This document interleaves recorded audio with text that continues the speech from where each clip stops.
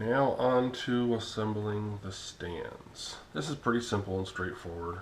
You're only going to have 4 bolts and 2 wires and the binding posts that if you didn't use them in your speaker, you'll be putting them in the stand. So we'll take those out. Let's see, the rest of the kit for the stand. You've got the little micro XLR connector. Connects the wires to the bottom of the speaker. You've got the felt pads that would go down here on the bottom plate if you're not going to use spikes. I've got a set of spikes here that I'm going to put on here just to show how they go in case you don't know. You got the nylon braiding for the wire just so nothing can get scuffed on the inside of the extrusion. Your wire. Heat shrink if you want to use it or need to use it, and then you've got your 4 bolts to attach the top cap and the bottom plate to the extrusion, and your other two 5mm screws that attach the top plate to the bottom of the speaker. All right, we'll start with, I guess we'll put the spiked feet on there first. Now this is just a generic set that I bought off of Parts Express. Anybody can get this one anywhere. I don't know how clear that is on the camera, but this is just a cheap black set. Kind of matches everything else. They've got chrome and gold, and you can get any color you want. Now these 4 holes in the corners are tapped to 6mm, and 6mm bolts are what almost all of the threaded spiked feet on Parts Express website were. So I figured we'll make it kind of universal, and hopefully the spikes that you want to use will be 6mm. But double check the information on Parts Express before you buy any of these. Make sure that the threaded shaft is 6mm. So you got 4 feet, the 4 threaded rods, and the 4 little pads. These are kind of cool. They go on your floor if you've got like a hardwood floor and you don't want to mess up your hardwood.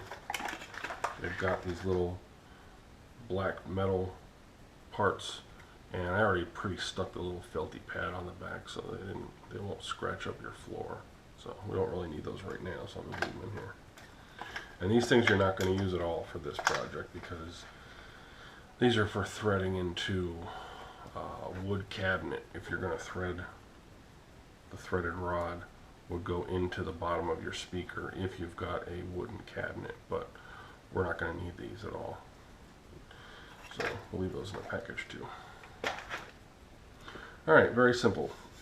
The top of your plate is the side that does not have the countersunk holes. The countersunk holes are what screw into the extrusion. So this is the bottom, this is the top.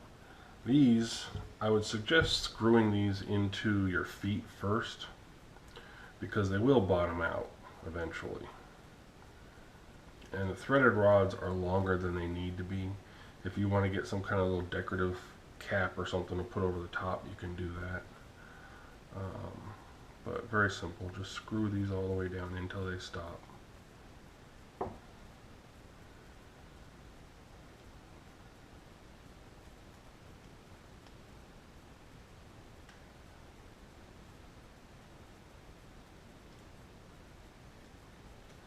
Now when you go to screw these into the threads, they might be a little bit tight. The powder coating that's on there can sometimes collect in there in the threads a little bit, but for the most part they would go in pretty easily. If you have any problems, I would recommend taking one of the threaded rods, and it's got a flathead screwdriver bit, get it started in there, and once it goes, you know, as far in as you can get it with your fingers, you can just grab a screwdriver, just get a standard flathead screwdriver and screw that thread all the way through if it binds up. Most of them won't, but once in a while you might get a little burr in there that you need to kind of push out with the bolt. But for the most part they should be loose. Okay, well, take the plate, screw the feet in. Very simple.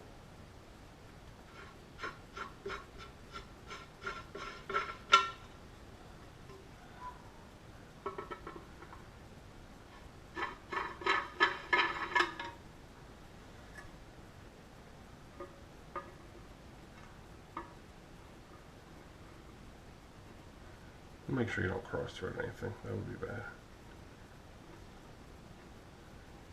And of course this one will be a little stubborn. There it goes.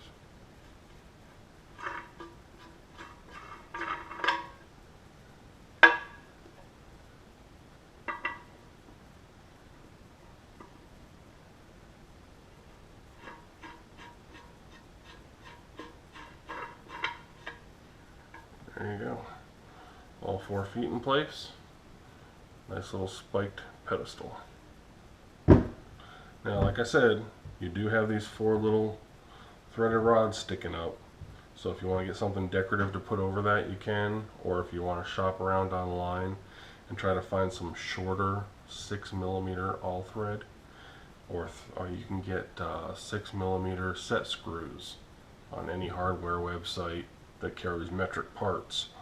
You could use those as well, because you can get them in different lengths, so you can figure out what the correct length is, so that it won't stick up here. Or you can just get like a little decorative rubber cap that goes over this. You can do whatever you want. Tons of different things you can do. Okay, that part's out of the way. Now let's work on, I guess, the XLR connector next, because that's going to be a little bit more time consuming than screwing the spiked feet on there. And I've got another base plate here that will, I'll swap this one out. And again, the countersinks are the bottom of the plate. And if you don't want to use the spikes, or you've just got a hardwood floor that is level, you got your little felt pads you can peel off and stick on there. Very simple. I'm not going to stick them to these because I'm probably going to use the spikes on them myself. So if I put these on, I'll have to rip them back off. There's no point in wasting them. So, alright, now we'll move on to doing the XLR connector.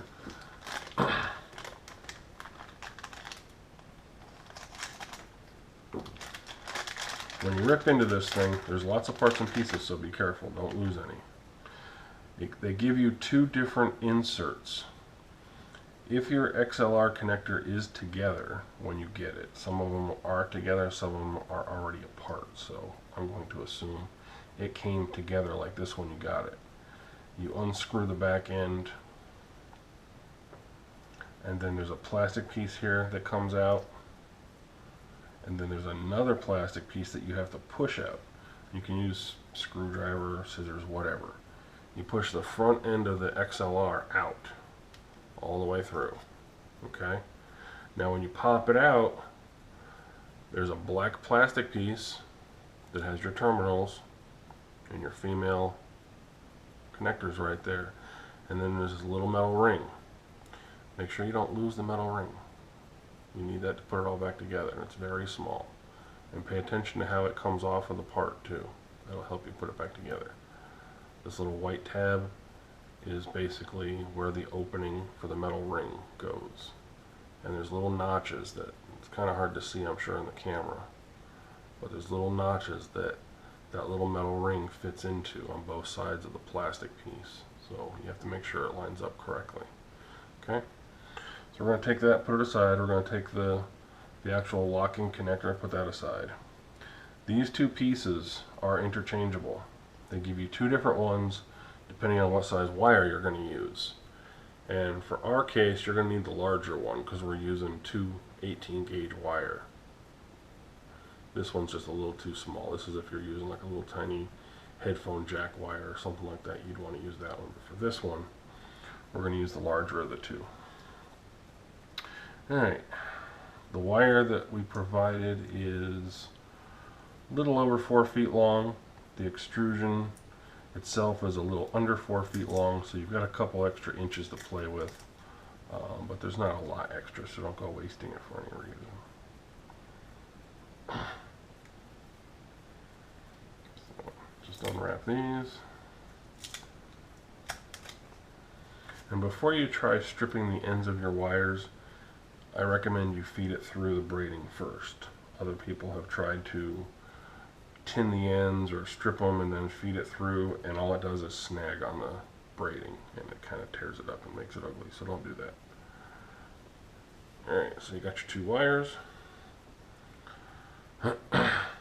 Best thing you can do is twist them around each other a little bit, go back about 2 inches or so, and then fold them over. That gives you a nice smooth round end to feed through the braiding.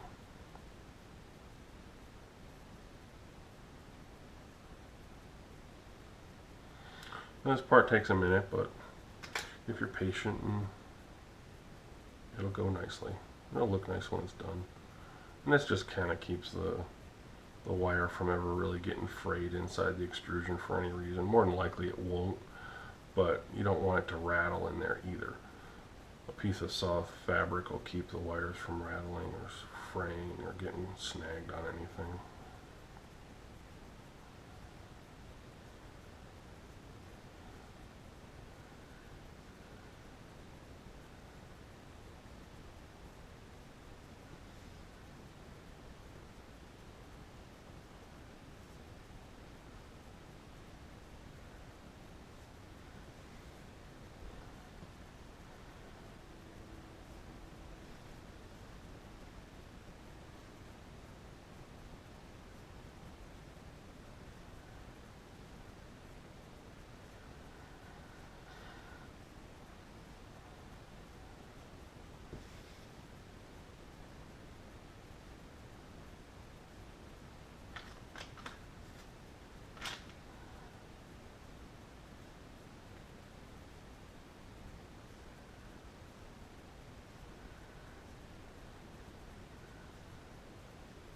Now the braiding itself is longer than the wire, so you'll be able to trim off some of the braiding when you're done with this. You'll have to, otherwise it's just going to bunch up at one end or something.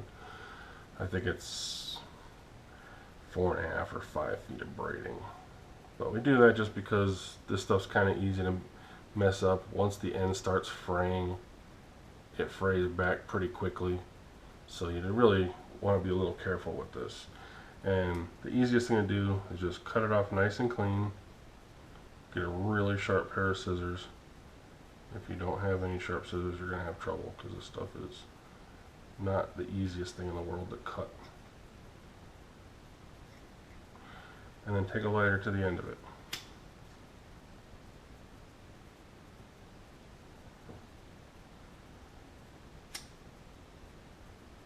And all you want to do is just make sure that lick your finger and touch it, kind of beads it back a little bit so that it won't keep fraying and fall apart on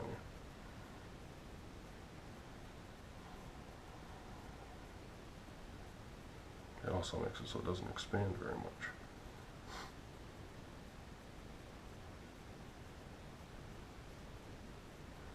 Okay. Now with your speaker wires, you've got the stand here.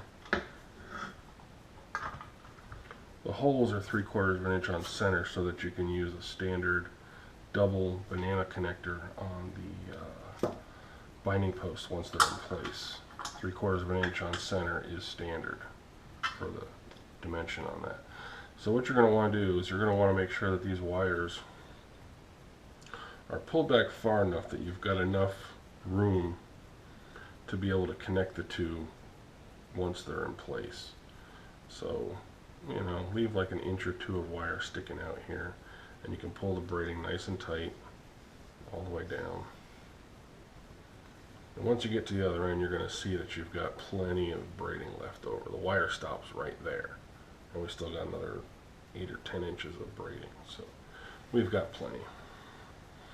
Alright, so what I'm going to do is I'm going to heat shrink this end, and in the package you've got this heat shrink, which is pretty big, and I think this one shrinks 3:1, so it should shrink quite a bit. And I'm just going to cut this in half because we'll use one piece at both ends.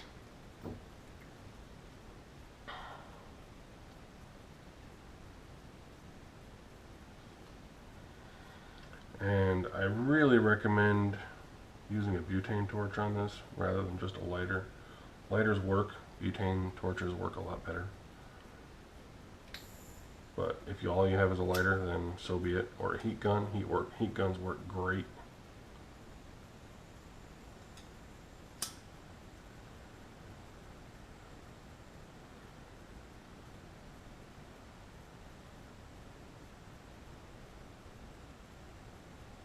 And because this is 3:1, you definitely want to get it nice and hot.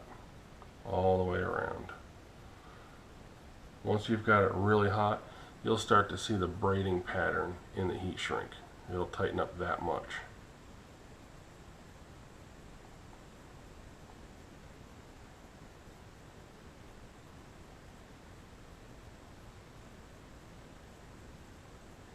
See that? You can see the braid right in the heat shrink. It's so tight.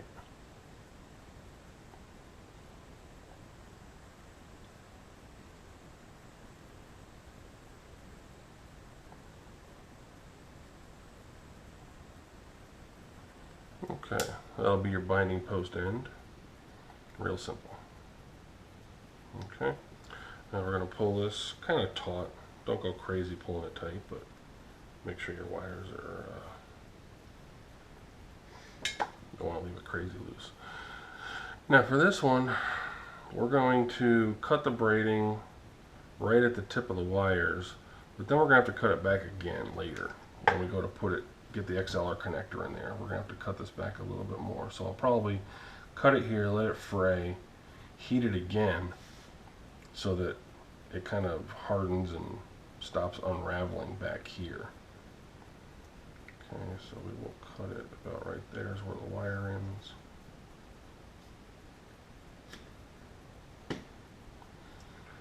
Now what I want to happen is I really do want this to fray back a little bit.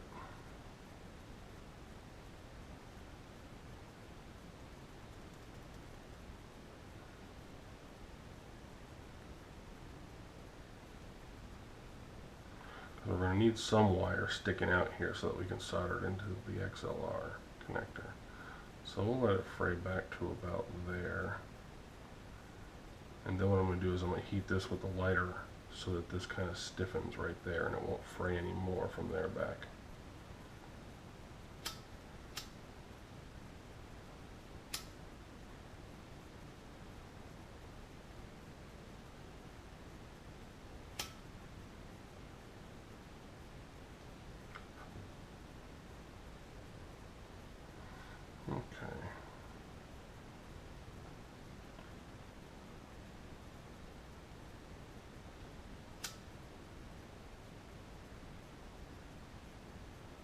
There we go.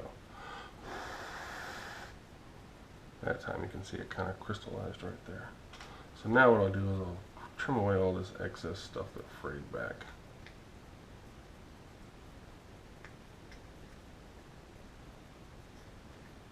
Remember that thing I told you about having sharp scissors?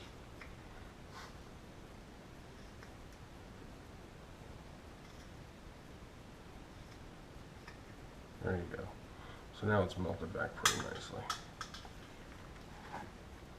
Alright, then what you're going to want to do is take your wires, make sure, pull the whole thing tight from end to end so that you know your two wires are about equal when they come out. If they're not, that's okay, because you can trim one down later. Now we're going to put the other piece of heat shrink on here. But what we also need to do is get all these other parts for the XLR on. And this one's a little tricky just because the hole's so small, but once the heat shrink's in place, you can kind of like really force it over, and this little piece stretches quite a bit, so you shouldn't have too much trouble. So next we will do the other piece of heat shrink.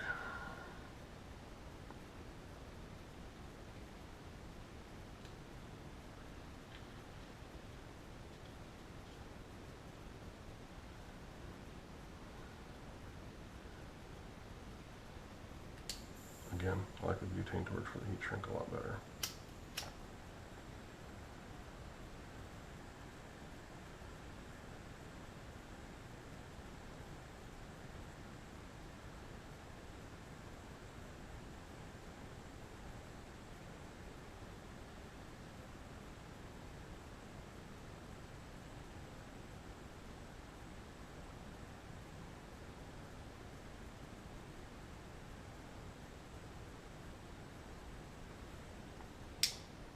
Okay, I'll let that cool for a second. It does get a little toasty. The XLR connector, the terminals are the same length, so you may as well trim off both your wires to the same length. And my wire cutters are over here. I also want to make sure that once this piece is on, hopefully it'll cover over the braiding. I'm not 100% sure. We're going to stretch this on and see if it fits. It may only be able to go to there. But if we can get it over the braiding as well, that'll look really sharp, because then everything will be hidden inside.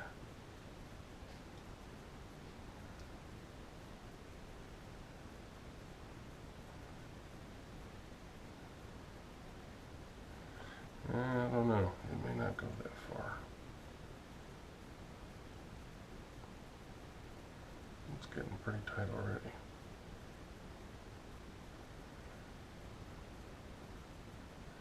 It might go. Have to work it a little bit. It's really, the rubber's grabbing a lot, so you really want to get like a little bit of vegetable oil or something to put on there. It would slide on pretty easily, I'm sure. I don't have any here, but I don't think we have anything we could put on there that would actually work very well. But it looks like it will go. It's just going to need a little bit of finessing.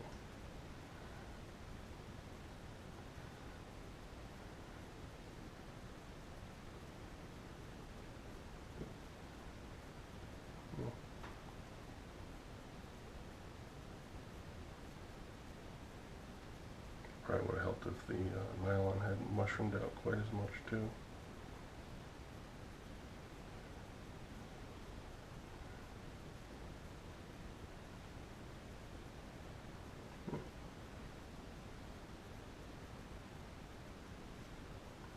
Alright, well, we'll leave it there. Now, something you're going to have to pay attention to is how long your leads really need to be, because once you put all of this together, your part's going to be there, and this part of the connector is going to be here. So realistically, these wires are way too long for what you're going to need.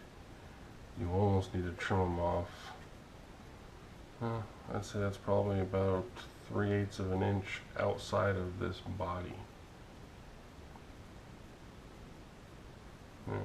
Probably about right there. So I'm going to take and cut the wires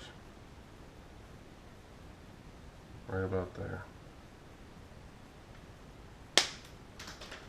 And then we're going to strip both of those back. May not even be able to get the wire strippers on there now. Nope, that's not going to happen. Well, let's do this then. We'll take that back off. We can strip and tin the wires first. And you don't need a lot of wire sticking out of here, because the terminal on the XLR is very small. It's only about 1/8 of an inch long. So don't strip off more wire or more of the jacket than you really need to.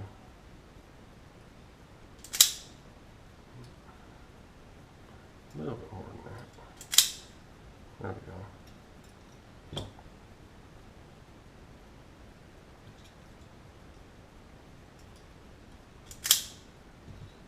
That's about all you